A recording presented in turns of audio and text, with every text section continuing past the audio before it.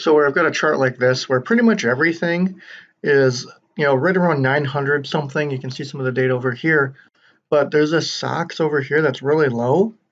Well, that's good in one sense, but if I were to remove that, because the problem is I can't really see the intensity here because this chart has all of this excess here because it has to display this little piece here.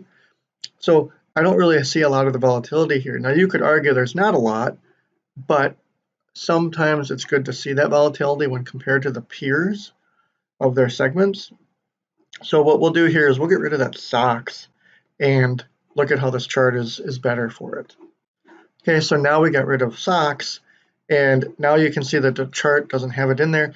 But one thing we could do is right click on this axis, format axes, and kind of start, we could start with 500. Before we couldn't do that because SOX was at 0. So now you can definitely see that glasses is a leader. But you could go even further to say, hey, what's my minimum number here? Well, my minimum number here is 899.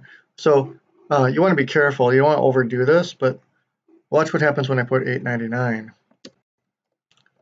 Now you're really flatlined here into showing the dogs and the winners. It's just more exponential or articulated better. Now, I would say that's a weird way to put your axes. You want to put it in 5s or 0s. So maybe go to 800 and you bring it up a little bit, or even 850. Just as a way to show more magnitude versus the original way where we had 0 or close to 0 for the other category.